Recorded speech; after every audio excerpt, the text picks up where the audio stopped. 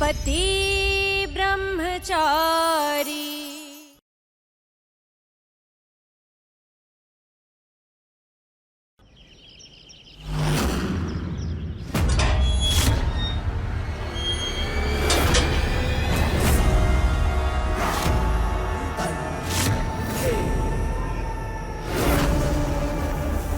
ഇത് രോഹന്റെ വീടാണല്ലോ.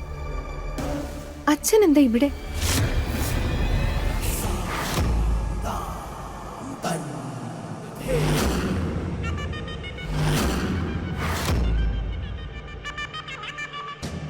നീ എങ്ങനെ ഇങ്ങനെ ഒരു അബദ്ധം ചിന്തിച്ചത്? എങ്ങനെയാ നീ എന്റെ പിടിയിൽ നിന്നും രക്ഷപ്പെടാമെന്ന് കരുതിയത്? മനുഷ്യൻ സിംഹത്തിന്റെ കൂട്ടിൽ നിന്നും രക്ഷപ്പെട്ടിരിക്കും, പക്ഷെ ഗുലാബ് സിംഗിന്റെ തടവറയിൽ നിന്നും ഒരിക്കലും രക്ഷപ്പെടില്ല.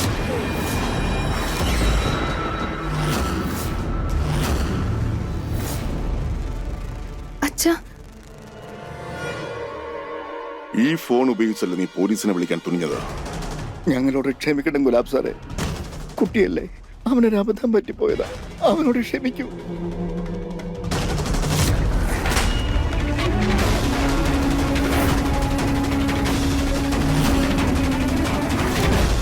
പോലീസിന് പരാതിപ്പെടണം എന്നല്ലേ നിനക്കുള്ളൂ? ദാ പിടിച്ചോ, പോലീസുകാർ നിന്റെ മുന്നിൽ തന്നെ ഉണ്ട്. എന്താ പറയേണ്ടതെന്ന് വെച്ചാൽ അവരോട് പറഞ്ഞോ.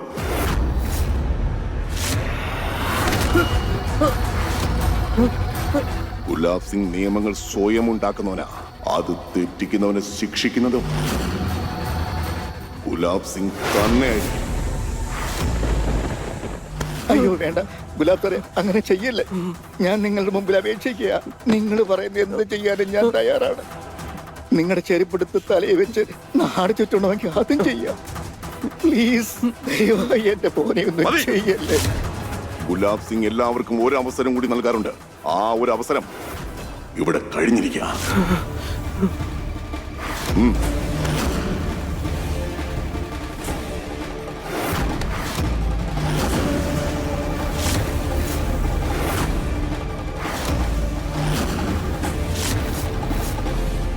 എന്റെ ഭഗവാൻ, നിന്റെ കൺമുന്നിലുള്ള മൂടുപടം മാറ്റുമ്പോഴുണ്ടല്ലോ, അന്ന് മുതൽ നിന്റെ അഹങ്കാരവും വിശ്വാസങ്ങളെല്ലാം തകരുന്നത് കാണാം.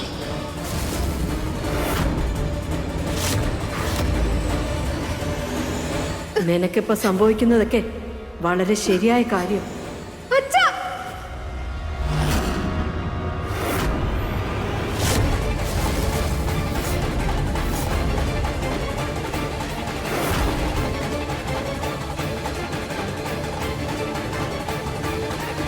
ഇതൊക്കെ എന്താ അച്ഛാ? ഇതൊരു നാടകമാണെന്നെങ്കിലും പറയൂ. ഞാനെന്താ സ്വപ്നം കാണുവാണോ? അല്ലെങ്കിൽ കുട്ടിക്കാലത്ത് എന്റെ കൂടെ കള്ളനും പോലീസ് കളിച്ച പോലെ ഒരു കളിയാണെന്നെങ്കിലും പറയൂ. കാരണം എന്റെ അച്ഛൻ ഒരിക്കലും ഇങ്ങനെ ആവാൻ വഴിയില്ല. ഒരിക്കലും ഇല്ല. ഒരിക്കലുമില്ല. നിനക്കെന്താ ഇവിടെ കാര്യം? അതാണല്ലോ ഞാനും ചോദിക്കുന്നേ. അച്ഛൻ എന്താ ഇവിടെ കാര്യം? അതുപോലെ ഇതെല്ലാം അച്ഛന്റെ മോളുടെ കല്യാണം മോളുടെ ഇഷ്ടത്തിന് നടത്താന്നല്ലേ പറഞ്ഞേ? എന്നിട്ടും പിന്നെ എന്താ ഇങ്ങനെയൊക്കെ ചെയ്യുന്നേ? എന്തിനായിരുന്നു? കാരണം ഞാൻ ഗുലാബ് സിംഗ് ആണ്, ഒരു അച്ഛനാണ്. ഇന്ന് വരെ ഗുലാബ് സിംഗ് സ്വന്തം മക്കളുടെ തലയെഴുത്ത് സ്വന്തം കൈ കൊണ്ട് എഴുതിയിട്ടുള്ളൂ.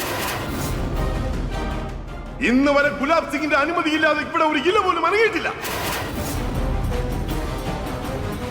ഞാനാണ് നിന്റെ വിധി കർത്താവ്. ഞാൻ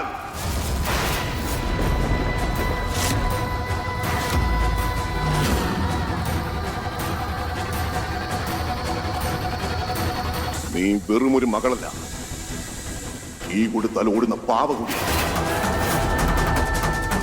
നിനക്ക് പറക്കണമെന്നുണ്ടെങ്കിൽ അതിനു വേണ്ടിയുള്ള കീയം മുറുക്കേണ്ടത് ഞാനാണ്. നിന്റെ ചുവടുകൾ പോകേണ്ടത് ഞാൻ പോകുന്ന ഇടത്തേക്ക് മാത്രമാണ്.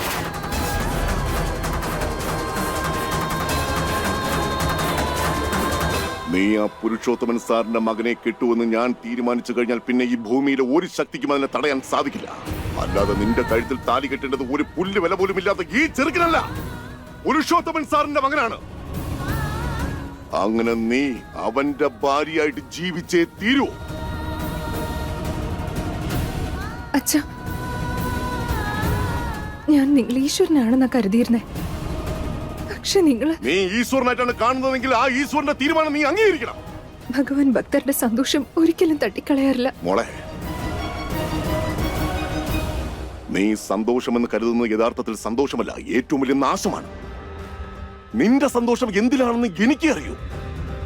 നിനക്കും നമ്മുടെ കുടുംബത്തിനും നല്ലത് എന്താണെന്ന് എനിക്ക് നന്നായിട്ടറിയാം.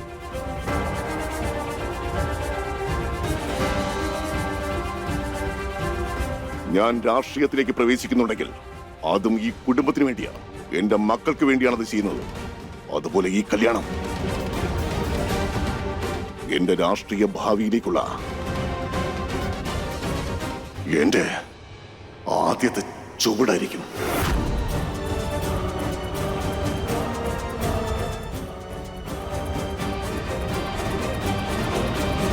ശരിയാണ്, ശരിയാണ്, ഞാൻ നിന്നെ പറ്റിച്ചത് തന്നെയാണ്. അസുഖമായിട്ട് അഭിനയിച്ചു നിന്റെ തുടർന്നുള്ള പഠിത്തത്തെ ഞാൻ തടഞ്ഞു, കുറെ കള്ളക്കണ്ണീരൊഴുക്കി. ഞാൻ അച്ഛനൊരു സർപ്രൈസ് തരാൻ ആഗ്രഹിച്ചിരുന്നേ. IAS ആവാനാ വിചാരിച്ചേ. കള്ളത്തരം എത്ര വലിയ സ്വപ്നങ്ങളെ നശിപ്പിക്കുന്നതായിരിക്കും. ഞാൻ ഇവനെ പേടിപ്പിച്ച് ഭീഷണിപ്പെടുത്തി നിന്റെ മുന്നിലേക്ക് അയച്ചത് നീ തന്നെ നിന്റെ സ്വന്തം ഇഷ്ടപ്രകാരം ഈ കല്യാണത്തിന് സമ്മതം മൂളാൻ വേണ്ടിയാ. അങ്ങനെ ഓടിപ്പോയ ഒരു സ്ത്രീയുടെ മകളെ കല്യാണം കഴിക്കാൻ എനിക്ക് പറ്റില്ല. നിന്നെ എങ്ങനെ വിശ്വസിക്കും? എന്നും എന്റെ കൂടെ ഉണ്ടാവുന്ന എന്താ ഉറപ്പ്? അച്ഛൻ എന്ത് പറഞ്ഞാലും ഞാനത് ചെയ്യാം. എങ്കിൽ നീ ഒരു തീരുമാനം എടുക്കേണ്ടി വരും മോളെ. എന്ത് തീരുമാനം അച്ഛ? എന്റെ ഒരു പൊളിറ്റീഷ്യൻ ഫ്രണ്ടിന്റെ മകനെ വിവാഹം കഴിക്കാനുള്ള തീരുമാനം. മോളെ, ഇന്ന് വരെ നീ ജീവിച്ച ഈ ജീവിതം ഉണ്ടല്ലോ, അതിലെ ഓരോ താളുകളും ഈ ഗുലാബ് സിംഗ് എഴുതി ചേർത്തതാണ്. നിങ്ങൾക്കൊക്കെ വേണ്ടി ഞാൻ എന്താണ് ചെയ്യാതിരുന്നിട്ടുള്ളത്? ശിക്ഷ കിട്ടിയത് സ്വന്തം അച്ഛന്റെ കൈകൊണ്ട് തന്നെയാ. എന്തൊരു മുടിഞ്ഞ തന്ത്രം അയാൾ പയറ്റിയത്. അതുകൊണ്ടല്ലേ നീ ഇഷ്ടപ്പെട്ട പയ്യൻ നിന്നെ ഉപേക്ഷിച്ചിട്ട് പോകാൻ തയ്യാറായത്. ഇനി നീ നിന്റെ അച്ഛൻ ഇഷ്ടപ്പെട്ട ആളെ കല്യാണം കഴിച്ച് ആ രാഷ്ട്രീയക്കാരന്റെ വീട്ടിലെ വളർത്തു നായെ പോലെ അവരുടെ കാലിനടിയിൽ കിടന്നോ. നിന്റെ അഹങ്കാരം തീരും. അതെ, നീ ഞാൻ അങ്ങനെയായിരുന്നു നിന്നെ ദ്രോഹിച്ചത്. നിന്റെ ഈ തകർച്ച വീട്ടിലെ ഞാൻ കാര്യങ്ങൾ കണ്ണു ഞാൻ കാണും. തീരുമാനിക്കും. അസുഖം നിന്റെ വിവാഹം ഞാൻ തീരുമാനിക്കുന്ന ആളുമായിട്ട് മാത്രമേ. പയറ്റിയത്. ഈ പയ്യനെ പേടിപ്പിച്ചും ഭീഷണിപ്പെടുത്തിയും നിന്റെ മുന്നിലേക്ക് അയച്ചത് ഞാൻ തന്നെയാണ്. കാരണം ഞാൻ ഗുലാബ് സിംഗ് ആണ്. ഗുലാബ് സിംഗ്. മതി, മതി.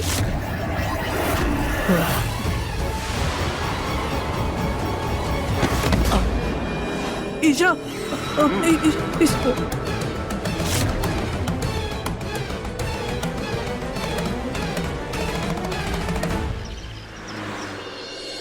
അമ്മേ, അമ്മ ചെയ്തത് ഒരു കണക്കിന് നന്നായി. ആ തലതെറിച്ച പെണ്ണിനോട് അമ്മ സത്യം തുറന്നു പറഞ്ഞില്ലേ?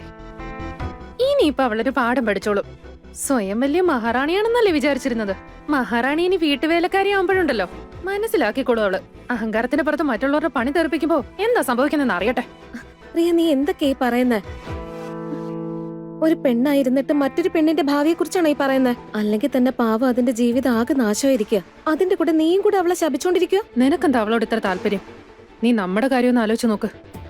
ആ ഗുലാബ് സിംഗ് എങ്ങനെ ഈ കാര്യങ്ങൾ അറിഞ്ഞ, നമ്മളാ ഇത് ചെയ്തെന്നെങ്ങനെ മനസ്സിലാക്കിയ, പിന്നെ അയാൾ ഇവിടെ എന്തൊക്കെ പുകില ഉണ്ടാക്കിയെന്നറിയില്ല.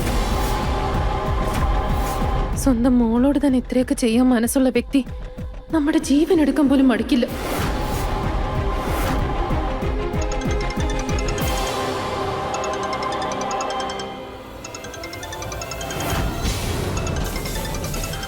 സാറ് പറയൂ സാർ.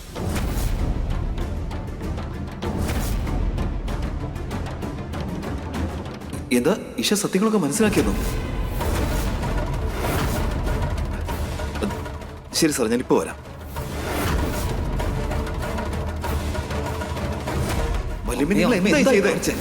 ഇതൊക്കെ ഇഷയോട് പോയി പറയാൻ വേണ്ടിയാണോ ഞാൻ അമ്മയോട് ഇതൊക്കെ രഹസ്യമായിട്ട് പറഞ്ഞു തന്നത്?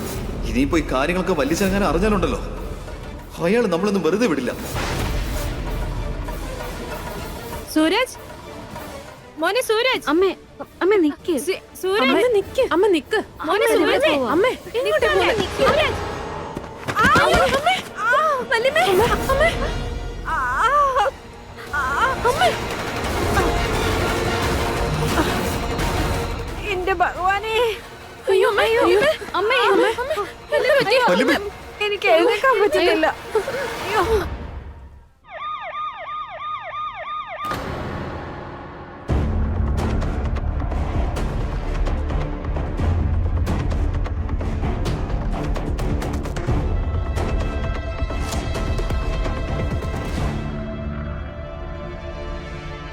ചേട്ടാ ചേട്ടൻ ഇങ്ങനെ ടെൻഷൻ അടിക്കല്ലേ. വല്യമ്മയ്ക്ക് ഒന്നും സംഭവിക്കില്ല. ദൈവമല്ലേ വല്യമ്മയുടെ കൂടെ ഉള്ളത്. അമ്മായിക്ക് എങ്ങനെയുണ്ട്? ഡോക്ടർമാരെന്തു പറഞ്ഞു? അവര് നോക്കുന്നുണ്ട്. ചെറിയച്ച, നിങ്ങളിങ്ങനെ ടെൻഷൻ അടിക്കണ്ട. അമ്മായിക്കൊന്നും പറ്റില്ല. ഡോക്ടർ, വല്യമ്മയ്ക്ക് ഇപ്പൊ എങ്ങനെയുണ്ട്? അവരുടെ കാല് നേരത്തെ തന്നെ അല്പം വീക്കായിരുന്നു. ഇപ്പൊ വീഴുകയും കൂടി ചെയ്തപ്പോ കാല് കുറച്ചുകൂടി ഡാമേജ് ആയി.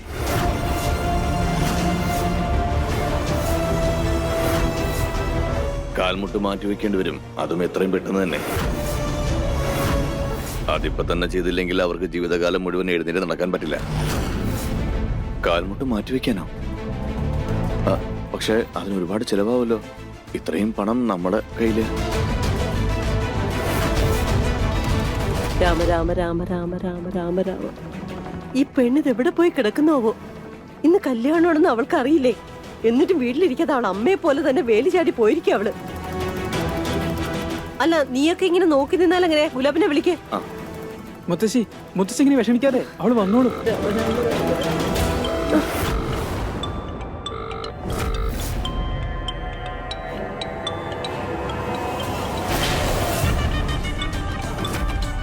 ഇഷ ഇഷ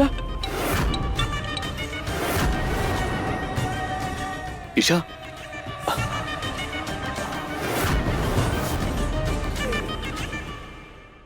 നിങ്ങൾ എത്രയും പെട്ടെന്ന് 10 ലക്ഷം രൂപയെങ്കിലും തയ്യാറാക്കേണ്ടി വരും. എന്നാലേ എനിക്ക് ഓപ്പറേഷനുള്ള കാര്യങ്ങൾ ശരിയാക്കാൻ പറ്റൂ.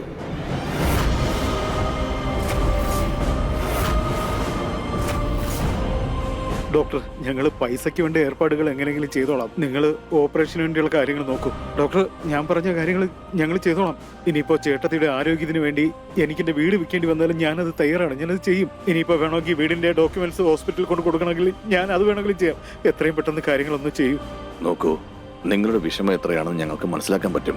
പക്ഷെ ഞങ്ങളുടെ ഹോസ്പിറ്റലിന്റെ പ്രോട്ടോകോൾ പാലിക്കാതിരിക്കാൻ പറ്റില്ല. നിങ്ങൾ എത്രയും പെട്ടെന്ന് കാശടയ്ക്കുന്നോ അത്രയും പെട്ടെന്ന് ഓപ്പറേഷൻ തുടങ്ങാം. Excuse me.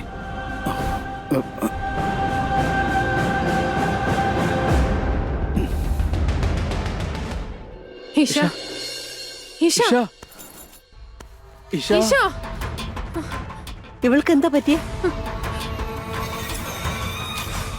എനിക്കും എന്റെ ഡൽഹിക്കുമുള്ള ടിക്കറ്റിനിടയിൽ കയറി വരാൻ ശ്രമിക്കുകയാണ്. പേടിക്കാനൊന്നുമില്ല, കുറച്ചുകൂടെ കഴിയുമ്പോൾ ബോധം വന്നോളൂ. എന്നാലും ഇങ്ങനൊരവസ്ഥയില് മണ്ഡപത്തിൽ എങ്ങനെ ഇരുത്താ? ബോധം വന്നാൽ അങ്ങനെ. ഇനി അഥവാ വന്നില്ലെങ്കിൽ ബോധമില്ലാത്ത അവസ്ഥയിൽ തന്നെ അവിടെ കൊണ്ടിരുത്താം. പക്ഷെ കല്യാണം ഇന്ന് തന്നെ നടന്നിരിക്കണം. പിന്നെ അവളെ നന്നായിട്ടൊന്ന് ഒരുക്കി നിർത്ത്. എന്താ എന്റെ മോൻ പറഞ്ഞത് നീ കേട്ടില്ലെന്നുണ്ടോ? ഇവളെ കല്യാണ പെണ്ണാക്കി ഒരുക്കിക്കുമെന്ന്. പിന്നെ ഒരു കാര്യം നിങ്ങൾ എല്ലാവരും ശ്രദ്ധിച്ചു കേട്ടോ. ഇവിടെ ആരെങ്കിലും ഇന്ന് നടക്കുന്ന കാര്യത്തിൽ എന്റെ തീരുമാനത്തെ മറികടക്കാൻ ഉദ്ദേശിക്കുന്നുണ്ടെങ്കിൽ പിന്നെ അവരും ഞാനും തമ്മിലുള്ള ബന്ധം എന്താണെന്ന് ഞാനങ്ങ് മറക്കും.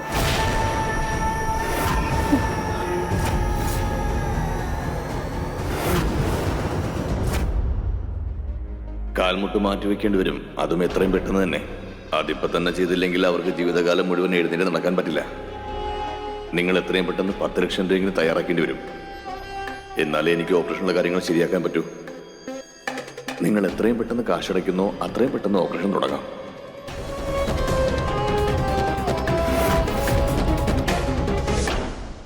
പതുക്കെ ഇവിടെ.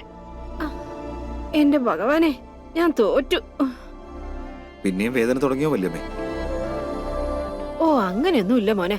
അതെന്താന്ന് വെച്ചാ പഴയ വേദനയായാലും ശരി, നമ്മുടെ ശത്രു ആയാലും മരണം വരെ നമ്മളെ വിട്ട് പോവില്ല അത്. അങ്ങനെയൊന്നും ഇല്ലെന്നേ. വല്യമ്മ സമയത്ത് മരുന്ന് കഴിച്ചാൽ മാത്രം മതി. പിന്നെ പ്രധാനപ്പെട്ട കാര്യം, വല്യമ്മ ഇപ്പൊ ചെയ്യുന്ന ജോലിയില്ലേ, അതങ്ങ് ഉപേക്ഷിച്ചാൽ എന്താ? ഇപ്പൊ വീട്ടിലത്തെ കാര്യങ്ങളൊക്കെ നോക്കാൻ ഞാനിവിടെ ഇല്ലേ? ഓ, അതൊന്നും സാരമില്ല മോനെ. ഞാനിങ്ങനെ വെറുതെ ഇരുന്നിട്ട് എന്ത് ചെയ്യാനാ? പിന്നെ നീ നോക്കിക്കോ, ഇനിയിപ്പൊ എന്റെ ജീവൻ പോവുകയാണെങ്കിലും ഞാൻ എന്തെങ്കിലും ജോലി ചെയ്തോണ്ടിരിക്കുമ്പോഴേ പോവും. എന്താ ഇത് വല്യമ്മേ? അങ്ങനത്തെ കാര്യങ്ങളൊന്നും പറയല്ലേ. ഞാൻ വല്യമ്മയ്ക്ക് വല്യമ്മയുടെ കാലിലും ഒരിക്കലും ഒന്നും സംഭവിക്കാൻ അനുവദിക്കില്ല. മനസ്സിലായോ? എനിക്കറിയാം. എനിക്ക് എന്റെ പ്രിയപ്പെട്ട ഭഗവാനിലും അതുപോലെ നിന്നിലും പൂർണ്ണ വിശ്വാസമുണ്ട്.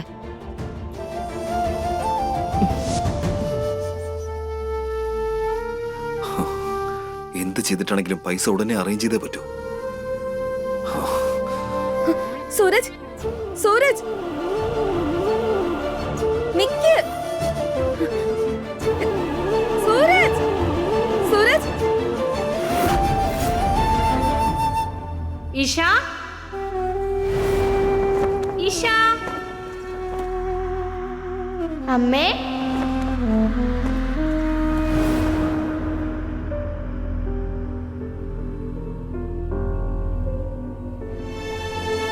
ഈശ, ഈശ, ഒന്ന് കണ്ണു തുറക്ക്.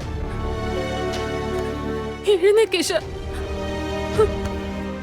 ഈശ.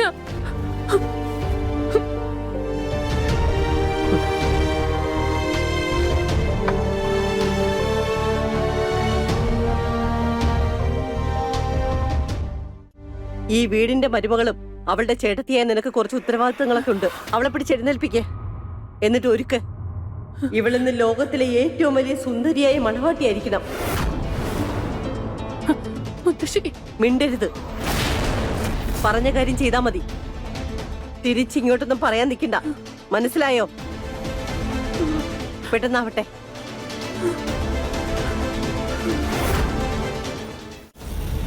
അക്കൗണ്ടിലാണെങ്കിൽ ആകെ 3 ലക്ഷമേ ഉള്ളൂ. ബാക്കി 7 ലക്ഷം രൂപ ഇനി എവിടെ നിന്നുണ്ടാക്കും?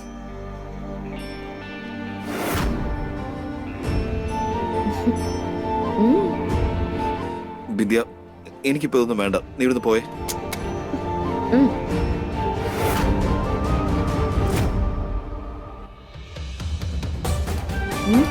അല്ല, എന്താ ഇത്? നിനക്ക് പൈസക്ക് അത്യാവശ്യമാണെന്ന് എനിക്കറിയാം. ഇത് വിറ്റിട്ട് കാര്യങ്ങൾ നടത്തിക്കോ.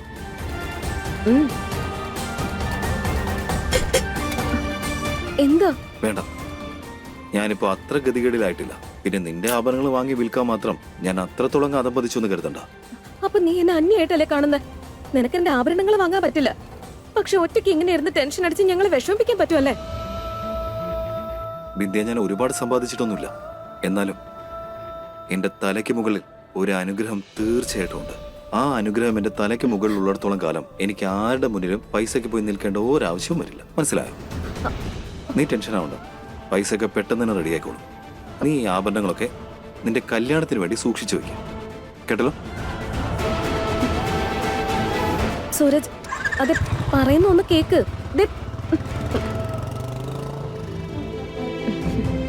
നീ അങ്ങനെയാണ് പറയുന്നതെങ്കിൽ ഞാനിത് കല്യാണത്തിന് എന്തായാലും ഇട്ടോളാം.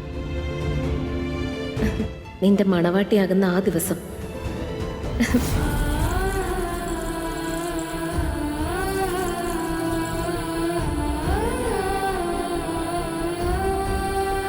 നിന്നെ ഞാൻ ഭംഗിയായി അലങ്കരിക്കും. എന്റെ കൈകൊണ്ട് തന്നെ ഞാൻ നിന്നെ ഒരുക്കും, വിവാഹ വസ്ത്രം അണിയിക്കും. പക്ഷെ എങ്ങനെ ഇങ്ങനെയൊക്കെ ആവുമെന്ന് ഞാൻ ചിന്തിച്ചതേ അല്ല. നീ ആഗ്രഹിച്ചിട്ടുണ്ടാവില്ല.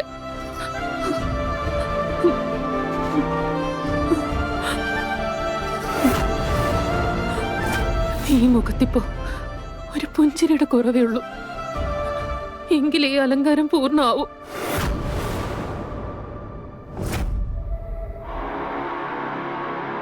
പുരുഷോത്തമൻ സാറേ, ഈ കല്യാണം കുറച്ച് ധൃതിയിൽ നടത്തുന്നത് കൊണ്ട് അതിൻ്റെതായ ചില പ്രശ്നങ്ങളുണ്ടാവും.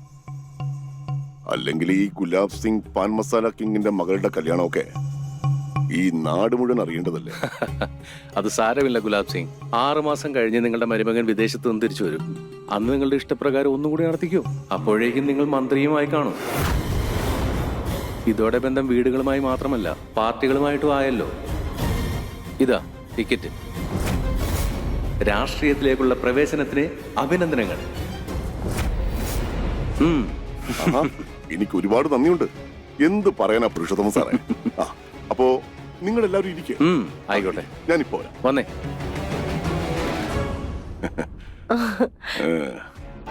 രാമ രാമ രാമ രാമ. എന്റെ മോനെ ആരും കണ്ണുവെക്കാതിരിക്കട്ടെ. പാർട്ടി ടിക്കറ്റ് കിട്ടി, കണ്ടോമേ? അങ്ങനെ അടിവെച്ച് മുന്നോട്ട് പോയി എന്നും എന്റെ മോൻ സന്തോഷമായിട്ടിരിക്കേ.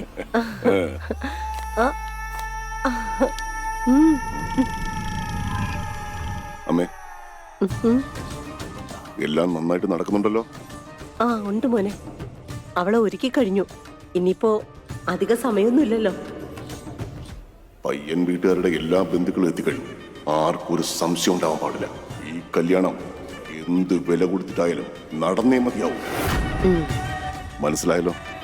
അമ്മ ഇവിടുത്തെ കാര്യങ്ങളൊക്കെ നോക്കിക്കോണം. ഞാൻ അവരുടെ കാര്യം നോക്കാം. ശരി മോനെ.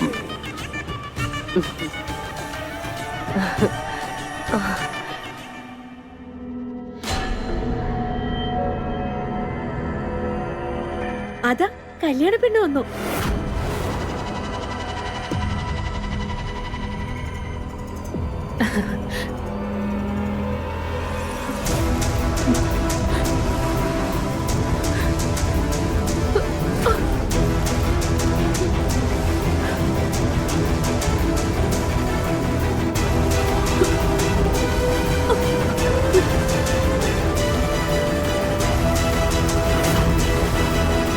ഹായ്, എന്ത് ഭംഗിയുള്ള ലഹങ്കയാ. അത് അവൾക്കത് നന്നായിട്ട് ചേരുന്നു. മടമാട്ടി അതിസുന്ദരിയാന്നാ കേട്ടത്. ചെക്കന്റെ ഭാഗ്യാണെന്നാ തോന്നുന്നത്. എന്നാ എനിക്കൊന്ന് കാണണമല്ലോ. എന്റെ മരുമോള് മണവാട്ടിയുടെ രൂപത്തിൽ എങ്ങനെയുണ്ടെന്ന് എനിക്കൊന്ന് അറിയണ്ടേ?